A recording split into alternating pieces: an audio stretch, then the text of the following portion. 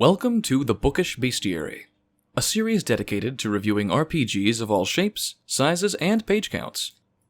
My name is AJ, and as a longtime fan of RPGs, I've always wanted to spotlight some personal favorites of mine, some of which don't get as much mainstream attention as Dungeons & Dragons. In this series, I'll be talking about genre, mechanics, and style in order to both inform and critique, and hopefully help you discover something new. Now, role-playing is pretty much my favorite hobby. It lets you express yourself creatively, exercise your imagination, and most importantly, have fun with your friends as you tell a story together. Now, I started off playing D&D, as most people do, but not long into the hobby, I soon discovered another RPG that interested me far more. A friend shot me a link to a short video review, I gambled with my money, and fell head over heels for World of Darkness. The World of Darkness is a supernatural horror RPG, published by White Wolf Games in 2004, and is a reboot of their original game line of the same name, which started in the early 90s, with the publication of the seminal classic, Vampire the Masquerade. The game is characterized by suspense, horror, and a focus on the mystery of the unknown. It's a game full of urban legends, ghost stories, and folktales, any one of which might actually be truer than you think. There are creepy old mansions, dark city streets, and haunted forests everywhere, and the setting is defined by themes of gray morality and life in a bleak, uncaring world. The system places a strong emphasis on role-playing, and eschews a lot of the number crunching found in other systems. It's a game more concerned with telling a story than with mechanics and rules.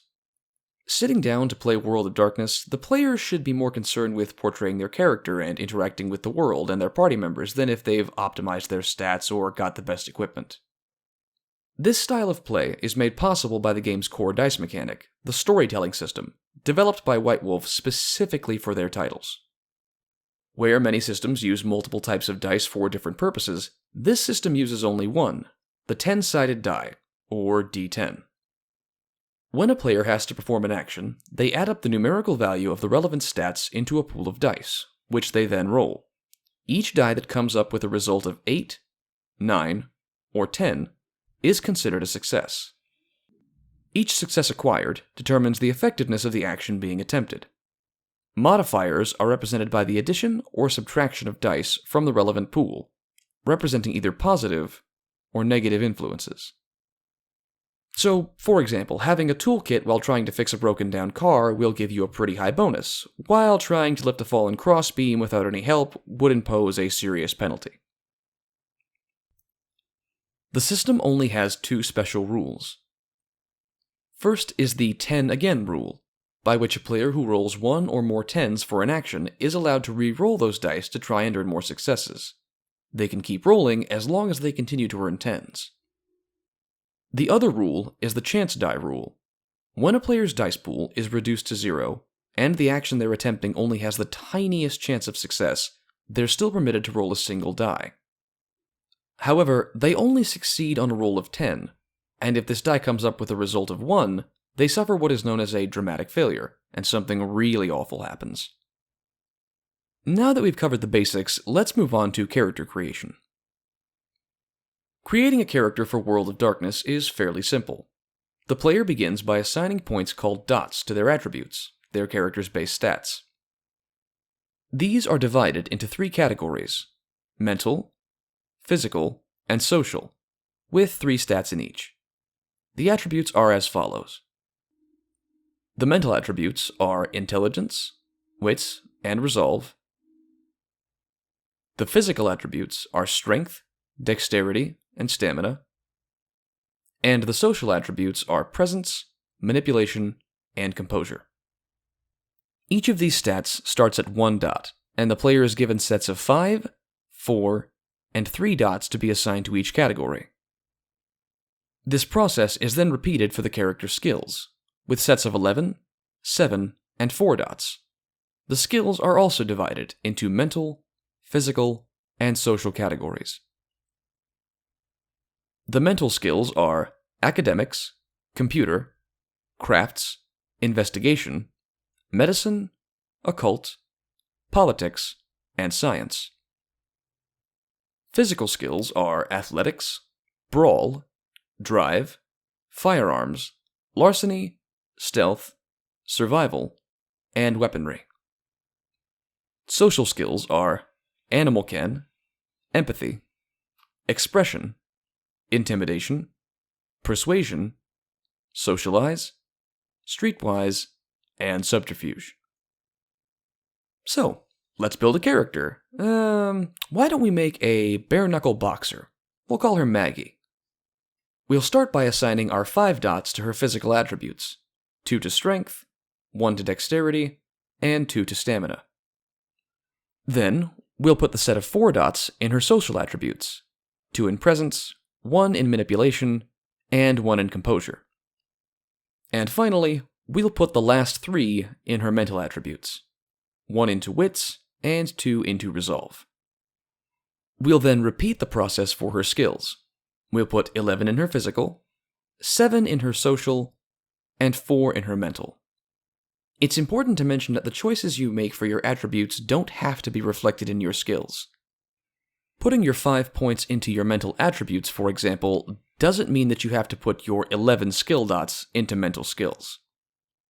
With our skill points spent, we then determine 3 skill specialties.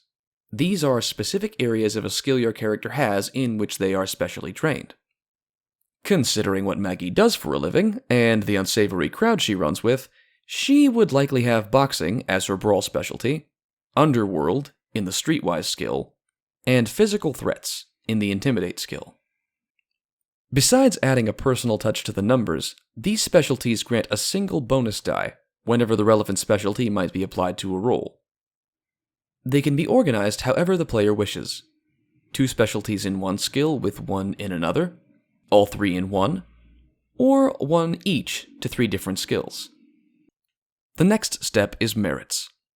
Similar to feats in Dungeons & Dragons, these are special traits or advantages the character possesses, which aid them throughout the game. They range from having a photographic memory to having contacts in organized crime, and all are designed to give the character a leg up in different ways, as well as further develop their background. The player gets 7 points to spend. To polish Maggie off, let's give her the Iron Stamina merit to help her stay on her feet during a fight. 2 dots of the fighting style boxing, representing some techniques she's learned over the years, a single dot in resources, to show that her skills make her a living wage, and a dot in allies, to account for a chum who might come to aid her in times of need. Looking at our character sheet, we can see that we are almost done. There are only 2 steps left. First is determining advantages, the World of Darkness term for vital stats. These are your size, health, speed, initiative, defense, willpower, and morality. Most characters are size 5, unless they take the giant merit, in which case they're size 6. Health is calculated by adding your size to your stamina, and represents how much damage your character can take before they're incapacitated, and eventually killed. The 3 types of damage a character can suffer are bashing, blunt force or mild wounds such as being punched or taking a fall, lethal, hazardous injuries such as gunshot wounds or sword gashes, and aggravated, broken bones or lost limbs and other severe bodily trauma. The character can endure a number of these points of damage equal to their health. As the last 3 boxes of their health are marked with damage, the character suffers a compounding penalty of 1, then 2, and finally 3 dice from all actions they attempt. When all of the boxes have been filled with aggravated wounds, the character is dead. Speed is equal to your strength and dexterity plus 5, initiative is equal to dexterity plus composure, and defense is equal to the lower of your wits or dexterity. The remaining 2 stats are special both in nature and relation to gameplay. Willpower, determined by adding up the character's starting resolve and composure, represents a character's ability to resist physical and emotional stress. The boxes below each dot represent the character's available pool of willpower points. Spending a point can have one of 2 effects. either a bonus of 3 dice added to any dice pool of the character's choosing, or the addition of 2 points to stamina, resolve, composure, or defense for the purposes of resisting mental or emotional manipulation, or avoiding attack. Willpower points are both vital to gameplay and incredibly precious, because once they're expended, they can be difficult to regain. There is a way to replenish them, but we'll get to that in a minute. The final advantage is morality. One of the major elements that helps to set World of Darkness apart from other RPGs, the morality rating is a measure of both a character's moral compass and their mental health. Every character begins play with a morality of 7, though this can be reduced for extra starting experience. As the game goes on, the character may find themselves in ethically compromising situations, forced to lie, steal, or even kill. These immoral acts take a toll on the character's mind, and may even lead to them gaining mental disorders called derangements, which range from mild phobias and anxiety to full-on schizophrenia or fugue states. What's more, the lower the character's morality sinks, the more jaded they become, the horrors they have witnessed and sins they have committed hardening their heart and damaging their psyche. Should a character ever descend past morality 1, they become totally unhinged, either a complete sociopath or a raving lunatic, and are removed from play. When a character commits a crime of a severity that exceeds their current morality rating, they make a degeneration roll. This roll is a number of dice dictated by the severity of the crime committed. Stealing a car might grant a pool of 4 dice, whereas murder would only grant 2. The player rolls the dice, and if they succeed, they maintain their sense of self and ethical compass. If they fail, however, they lose a level of morality and must make a derangement check in the wake of the incipient trauma. They roll their new morality rating as a dice pool, and if they fail, they gain a derangement relevant to the event which transpired. Derangements can only be removed by restoring the lost level of morality.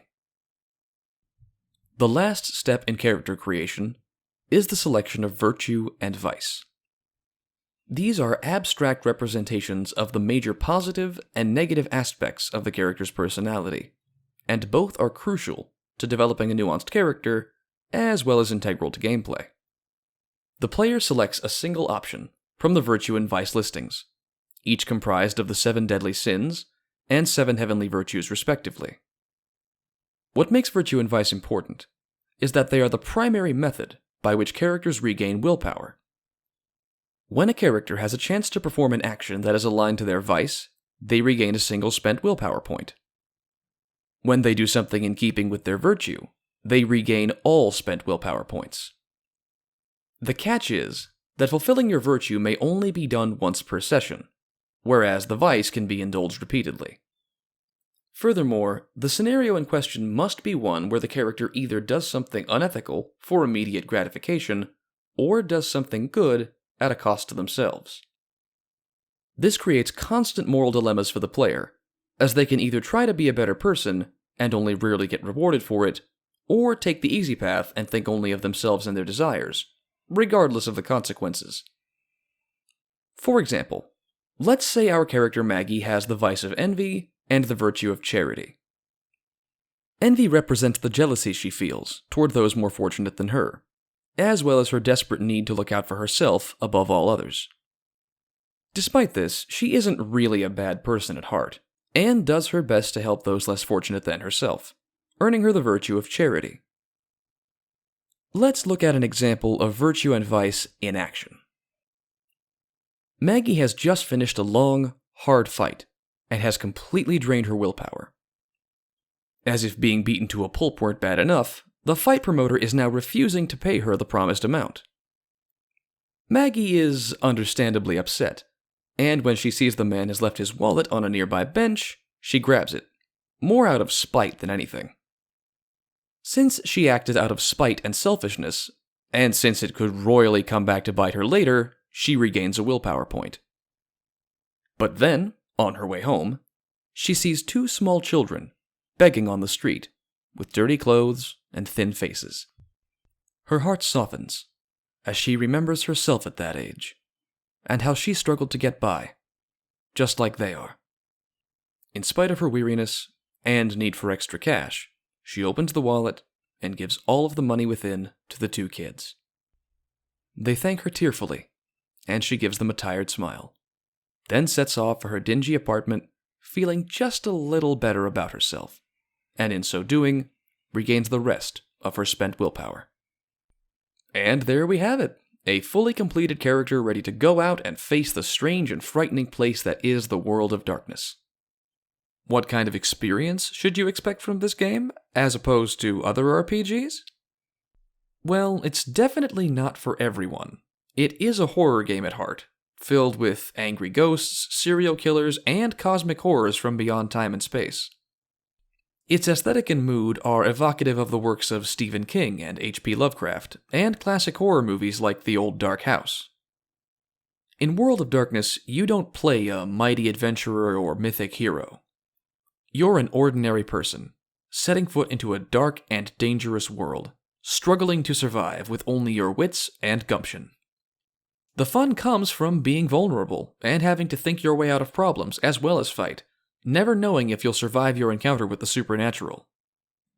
It's a heavy game at times, but if you're looking for something spooky, or just want a system that's uncomplicated and character-driven, World of Darkness just might be the game for you. So, that's the World of Darkness core rulebook. I hope you found this video informative, and hope you'll tune in for the videos to come. I'm going to continue by reviewing each of the major game books for New World of Darkness, starting with Vampire the Requiem and going in order of publication. I'm not going to delve into any of the supplements yet, but I'll try to get around to some after the core rulebooks are squared away. In the meantime, thanks for watching, and ride by midnight.